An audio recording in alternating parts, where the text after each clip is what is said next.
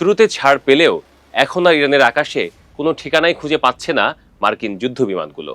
ইরানের আকাশে ৩রা এপ্রিল শুক্রবার আমেরিকার দুটি সামরিক বিমান ভূপাতিত হওয়ার ঘটনা মার্কিন বাহিনীর জন্য এক বিরল এবং বড় ধরনের আঘাত হিসেবে দেখা হচ্ছে।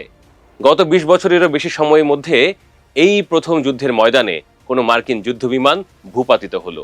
প্রেসিডেন্ট ডোনাল্ড ট্রাম্প যখন দাবি করছেন যে ইরানের সামরিক শক্তি পুরোপুরি বিধ্বস্ত হয়ে গেছে, তখন এই ঘটনা তেহরানে পাল্টা আঘাত হানার সক্ষমতাকে প্রমাণ করছে। মার্কিন কর্মকর্তাদের তথ্য মতে শুক্রবার একটি F-15 ই স্ট্রাইক ঈগল যুদ্ধবিমান ভূপাতিত হয়। এতে থাকা দুজন পাইলটের মধ্যে একজনকে দ্রুত উদ্ধার করা হয়, দ্বিতীয় জনকে নিয়ে গন্ডগোল বাঁধে। যদিও তাকে খুঁজে পাওয়ার দাবি করছেন ডোনাল্ড ট্রাম্প, তবে টান টান উত্তেজনা বিরাজ করছিল তাকে নিয়ে। কেননা ওই পাইলট যদি কোনোভাবে ইরানের সশস্ত্র বাহিনী বা স্থানীয় মিলিশিয়াদের হাতে পড়তো, তাহলে পরিস্থিতি আরো জটিল হতে পারত।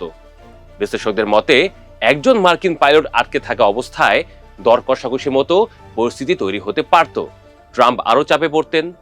সামরিক বিশেষজ্ঞরা জানিয়েছেন এর আগে সর্বশেষ ২০০৩ সালে ইরাক আক্রমণের সময় একটি A-10 থান্ডারবোল্ট 2 যুদ্ধবিমান ভূপাতিত হয়েছিল।